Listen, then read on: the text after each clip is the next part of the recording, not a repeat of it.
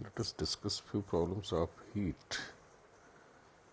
और ये दोनों प्रॉब्लम यूरोप के हैं, ये मेंस और एडवांस दोनों के लायक कहीं नहीं आ सकती है। इसमें जो फर्स्ट प्रॉब्लम है ये क्या दिया है कि there is a vessel of certain volume V and it is being evacuated by means of a piston air pump. यानी एक वेसल है जिसका वॉल्यूम V है और उसको एक पिस्टन एयर पंप के थ्रू इवैक्यूएट किया जा रहा है। One piston stroke captures the volume delta V। एक बार में वो पिस्टन डेल्टा V वॉल्यूम इस गैस का बाहर निकलता है। How many strokes are needed to reduce the pressure in vessel eta times. यानी इसका वॉल्यूम कितने स्ट्रोक के बाद, सॉरी इसके अंदर जो प्रेशर है कितने स्ट्रोक के बाद 1/ईटा टाइम्स रह जाएगा, कितनी देर बाद इस फैक्टर से कम हो जाएगा। और कहा गया है process is assumed to be isothermal and the gas ideal. यानी इस कंटेनर के अंदर जो गैसेस की थर्मल स्टेट्स हैं वो इस तरह से चेंज होंगी कि टेम्परेचर इज कांस्टेंट। ये प्रॉब्लम नॉट वेरी इजी, करने में इतना आसान नहीं, सब लगेगी आसान बट इसमें मिस्टेक के चांसेस है। First you should try and then see the solution.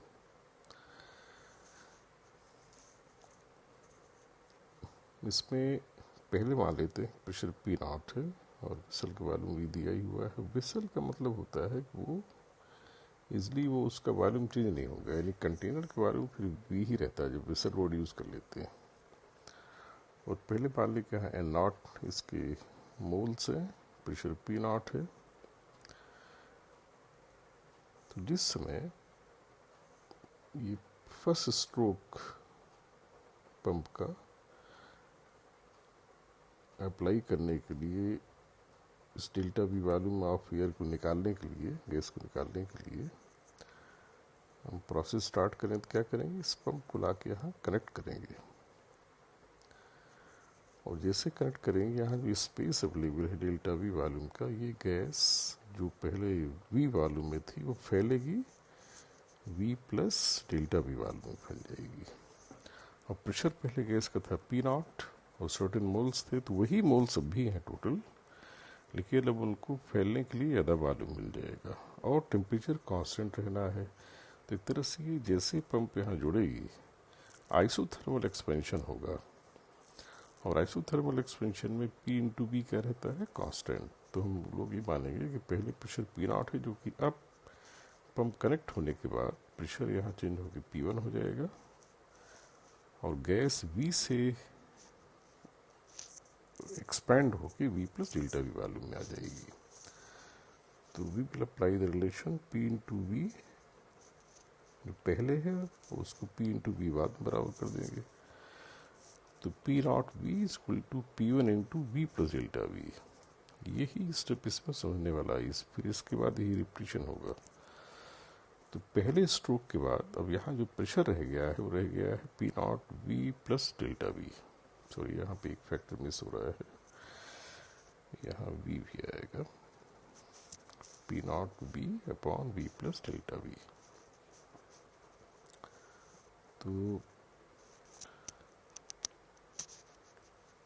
इस फैक्टर को ध्यान दें, पहले स्ट्रोक के बाद प्रेशर इतना रह गया, यही प्रोसेस दोबारा करेंगे। अब ये तो गैस बाहर निकाल दी जाएगी, एक तरह से पिस्टन को डिटैच किया, इस पंप को डिटैच किया, गैस इसको खाली किया, फिर वापस ला यहाँ करेक्ट किया। ऐसे इस तरह से यूटिलाइज कर सकते हैं प्रोसेस को। दोबारा ला करेक्ट करेंगे तो गैस पहले P1 प्रेशर पे है, अब वो फैलेगी V वॉल्यूम से V प्लस डेल्टा V। तो प्रेशर अब चेंज होकर सपोज यहाँ के देखें P2 रह जाएगा। तो जो प्रेशर पहले P1 था वो रह जाएगा P2। गैस जो पहले V वॉल्यूम में थी वही मोल जो भी आ रहे होंगे पहले स्ट्रोक के बाद वो V plus delta V volume में फैल जाएंगे। तो फिर जो इक्वेशन हमने पहले P0 इनिशियल प्रेशर लगाई थी उसी तरह से भी इक्वेशन बनाएंगे, जिसमें इनिशियल प्रेशर क्या लेंगे P1, इनिशियल प्रेशर ले लेंगे P1 और इनिशियल वॉल्यूम ये V, बाद का प्रेशर हो गया P2 और वॉल्यूम हो गया V plus delta V, right.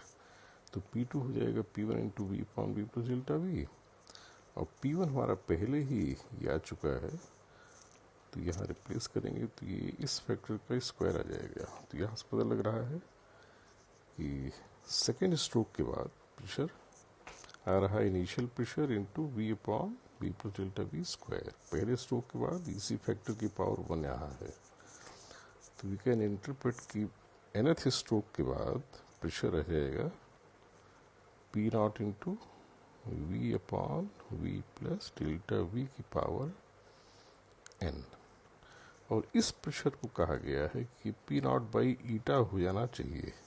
तो कितने स्ट्रोक हमें रिक्वायर्ड होंगे प्रेशर रिड्यूस करने के लिए? इसको हम लोग n को बाहर करना है तो लॉग ले लें। लॉग जब ले लेंगे तो n आ जाएगा n ln V upon V plus delta V is equal to ln 1 by eta, और ईटा चूँकि एक से बड़ा है, ये चीज़ एक से छोटी हो जाएगी, तो माइनस यहाँ भी दोनों साइड में लॉग को उल्टा कर देते हैं। तो n आ जाएगा n पहले आ जाएगा ln eta upon ln V plus delta V upon V। This should be the answer, right. इसमें की पॉइंट यही था कि जब पंप को हम लोग अटैच करेंगे लाके, तो उसके पहले जो प्रेशर इनटू वॉल्यूम होगा वही प्रोडक्ट आ जाएगा। अब नए प्रेशर यानी जो भी था पहले, उसके बाद जो नया प्रेशर आएगा into V plus delta V, क्योंकि टेम्परेचर कॉन्स्टेंट रहना है। तो जब भी PV लेंगे पंप कनेक्ट होने के पहले, कनेक्ट होने के बाद उसको सेम माना जाएगा, राइट। और इसी में ये सेकंड प्रॉब्लम है 2.8, this is also similar problem. भाई इसमें क्या किया गया है कि एक कंटेनर है, मतलब वेसल, जिसका वॉल्यूम V दे दिया गया है, और इसमें प्रेशर मान लो पहले P नॉट है। इससे भी गैस बाहर की जा रही है, इसका इवैक्यूएशन किया जा रहा है, बट एट यूनिफॉर्म रेट। कहा गया है कि इसमें रेट कांस्टेंट है। यहाँ तो इस डिफरेंट स्ट्रोक के थ्रू बाहर कर रहे थे, पंप के थ्रू, यहाँ पंप कंटिन्यूसली गैस को बाहर कर रही है। और पर सेकंड कितना वॉल्यूम बाहर हो रहा है, C दिया हुआ है रेट इसका। और यहाँ भी आइसोथर्मल कंडीशन रहनी है, यानी जो भी गैस यहाँ रहेगी उसका टेम्परेचर हर समय सेम रहेगा। तो यहाँ क्या पूछा गया है, यहाँ गैस के अंदर प्रेशर जो फंक्शन ऑफ टाइम पूछा गया है, जबकि पहले P नॉट पता है, इसका वॉल्यूम V है, गैस का कितना वॉल्यूम पर सेकंड बाहर जा रहा है C है। तो इन्हीं के टर्म्स में निकालना हमें आंसर। P नॉट C और क्या वेरिएबल है, टोटल वॉल्यूम V जो वेसल का है, और फंक्शन ऑफ टाइम। इन्हीं 4 पैरामीटर के टर्म्स में निकालना पड़ेगा। तो इसमें कंडीशन क्या लगाएंगे कि हमें देखना चाहिए कि यहाँ प्रेशर कम क्यों हो रहा है। जब टेम्परेचर कांस्टेंट है, PV इक्वल टू NRT से तो एनालाइज करें।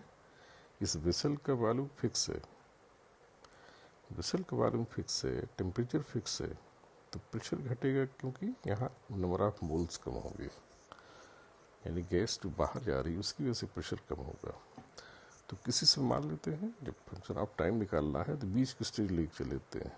किसी से मान लो यहाँ प्रेशर P है, नंबर ऑफ मोल्स बचे हुए N है, तो number of moles at time T is N, और अगले थोड़े से टाइम dt में इसके मोल्स कुछ घटेंगे, तभी तो प्रेशर घटेगा, तो बाहर जाने की वजह से।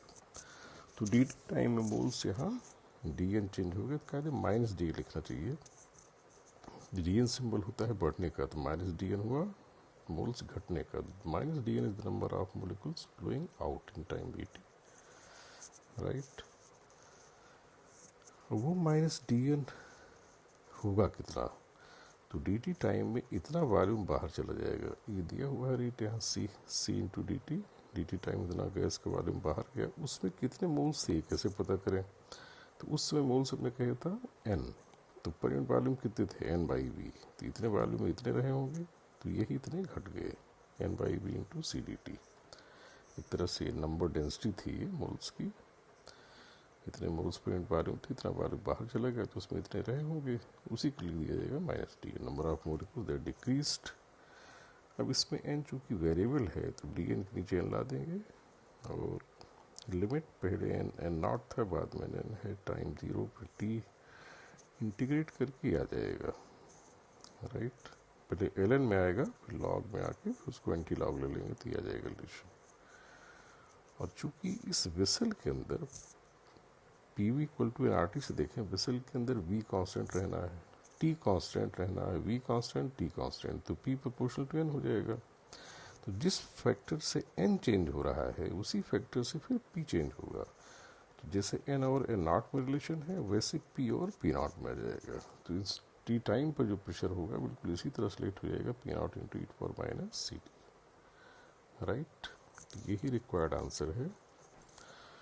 और इसमें एक चीज़ मैंने मिस कर दिया, यहाँ वी, सी के नीचे वी भी आएगा, यस, यहाँ वी भी आएगा, वी वेसल का वॉल्यूम है। तो इसमें से और पूछा जा सकता है हाफ लाइफ क्या होगी, यानी प्रेशर कितनी देर में आधा हो जाएगा, तो वो निकाला सकता है, एल एन करके आ जाएगा वो, यहाँ वी भी आएगा, राइट। मेरे लिए पूछा ये गया है। इस प्रॉब्लम का की पॉइंट यही है कि इसमें बीच का टाइम लेके एनालाइज करें और ये देखें कि टी टी टाइम में कितने मोलिकुल्स बाहर जाते हैं। अगर उस समय एन है तो पर यूनिट वॉल्यूम इतने मिलेंगे हमें, डी टी टाइम इतना गैस का वॉल्यूम बाहर जाएगा तो उसमें इतने मोल्स होंगे, उसे लिख देंगे माइनस डी नो करेगी। एक बार ये क्वेश्चन लिख ली, then we can solve it easily, right. यही प्रॉब्लम उसकी है थर्मोडायनेमिक्स की, स्लाइटली अनकॉमन। इसमें क्या दिया गया है कि गैस है जिसमें 1 मोल्स है और उसका वॉल्यूम और टेम्परेचर इस प्रोसेस से चेंज किया जा रहा है, V equal to EYT very certain constant,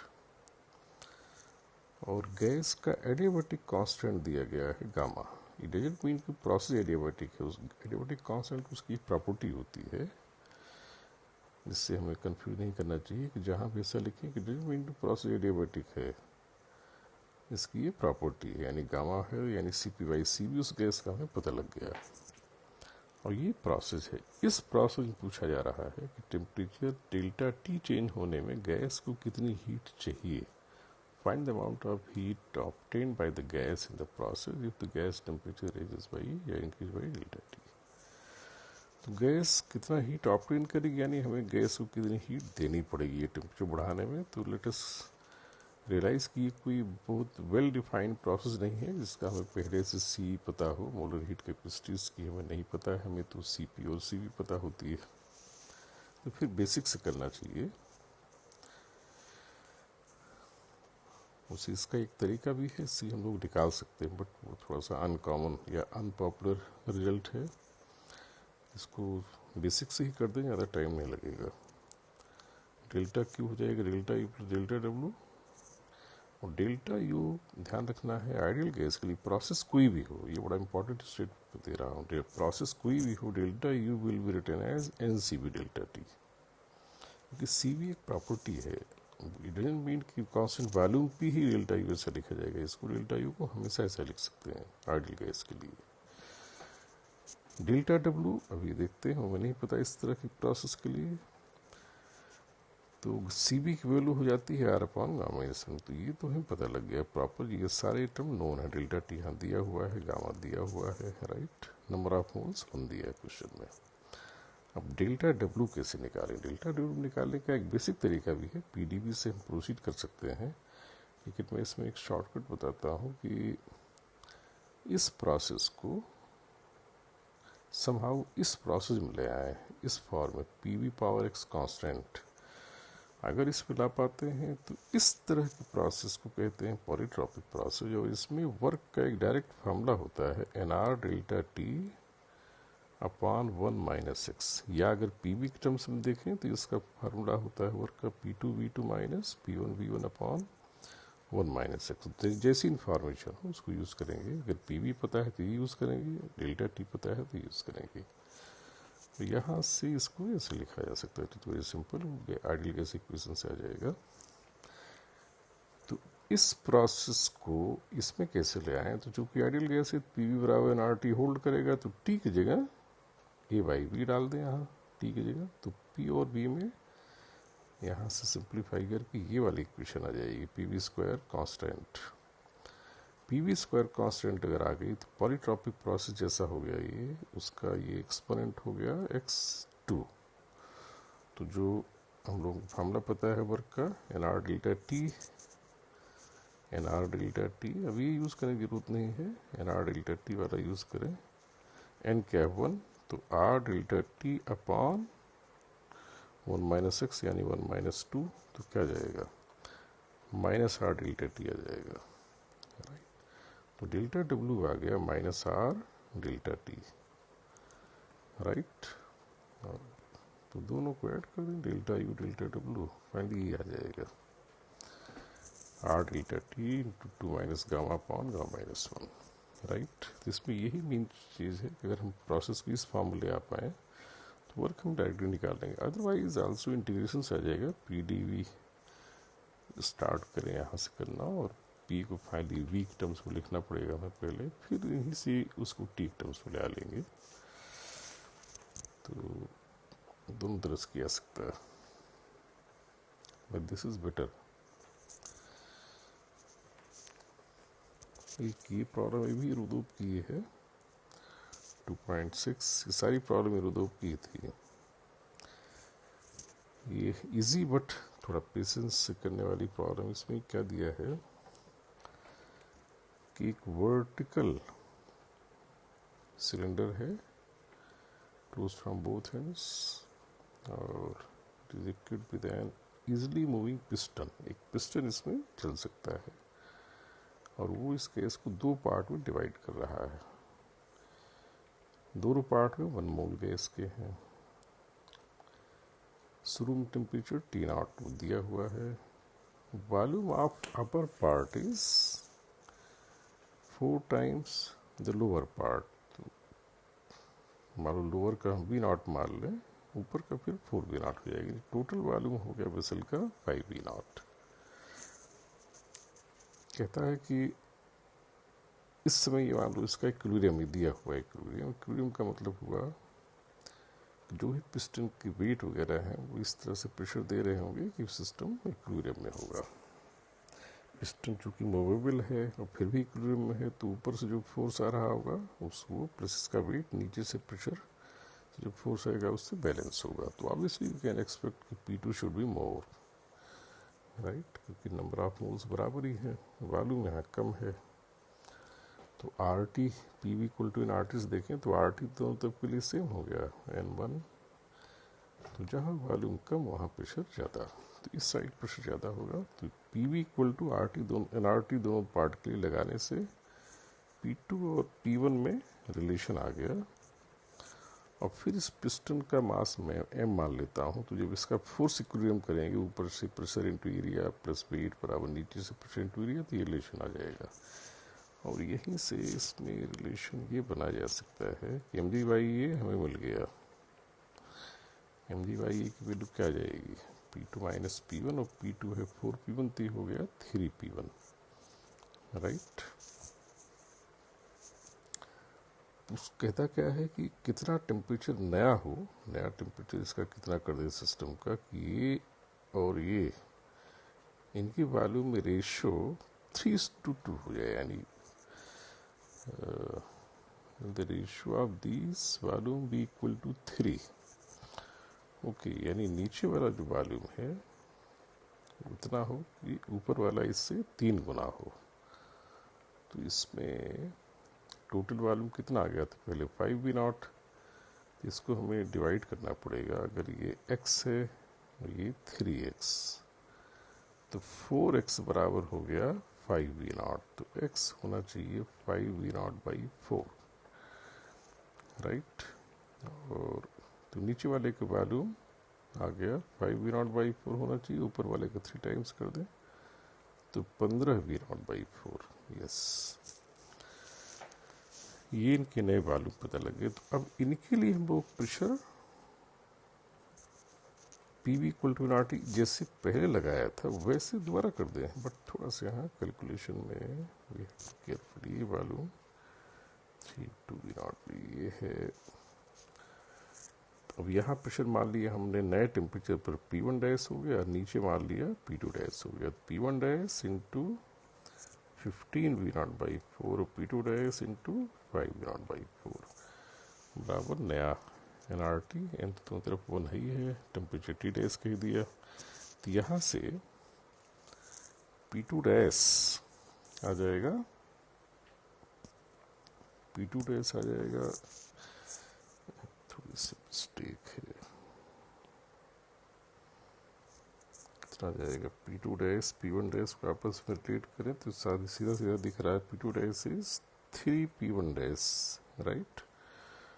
और प्रेशर बैलेंस पिस्टन का इक्विलिब्रियम लें तो जैसे पहले लिखा है वैसे इक्वेशन फिर बन जाएगी। तो P1 डैश प्लस md/a बराबर P2 डैश, और P2 डैश बराबर है 3P1 डैश। तो यहाँ से आ गया 2P1 डैश बराबर mg/a, राइट। और वही mg/a पहले 3P1 आया है। तो हमें बड़ी इंटरेस्टिंग चीज़ पता लगी कि ये जो प्रेशर पहले P1 था वहाँ जो प्रेशर P1 डैश हो गया तो इनमें रिलेशन मिल गया हमें। देखो 3P1 हो जाना चाहिए 2P1 डैश, इसको यहाँ लिख देता हूँ मैं, 3P1 बराबर 2P1 डैश। तो इससे हम लोग इस का जो नया टेम्परेचर यहाँ T डैश हो चुका है उसको निकाल लेंगे, क्योंकि वॉल्यूम तो पता लग गया हमें। तो इस पार्ट के लिए हम लोग PV इक्वल टू RT जैसे पहले लगाए थे दोबारा लगा देंगे, दोनों टेम्परेचर रिलेट हो जाएंगे, राइट। तो इसके लिए पहली इक्वेशन अपने पास है ये P1 4V0 बराबर RT0। अब प्रेशर है यहाँ P1 डैश, वॉल्यूम कितना है ऊपर 15V0/4 ये है बराबर RT डैश, और P1 डैश की जगह यहाँ डाल दें 3P1/2, तो 3P1/2 15V0/4 बराबर RT डैश। तो इन दोनों इक्वेशन में डिवाइड कर दें, डिवाइड करेंगे तो P1 P1 इधर से कैंसिल, V0 V0 कैंसिल, कितना आ जाएगा 8 32 32/45 बराबर T0/T डैश। तो T डैश आ जाएगा, थोड़ा कैलकुलेशन केयरफुली करना है, T डैश आ जाएगा 45/32 T0। तो ये नया टेम्परेचर आ गया, राइट। थोड़ा ज़्यादा ही आया, ज़्यादा भी आना चाहिए क्योंकि तभी तो ऊपर जाएगा ये, जब यहाँ हीटअप करेंगे तभी ऊपर राइज करेगा, तभी यहाँ वॉल्यूम थोड़ा बढ़ेगा, यहाँ थोड़ा घटेगा। तो इसमें कुल मिला के PV इक्वल टू RT दोनों पार्ट में 2 बार लगाना है, और इसी पिस्टन का दोनों बार प्रेशर फोर्स बैलेंस कर लेना है बस। तो दोनों से जो mg/a आएगा उसको इक्वेट कर देना है, क्योंकि नए प्रेशर और पुराने प्रेशर के रिलेशन को यूज़ करके टेम्परेचर रिलेट हो जाएगा, राइट।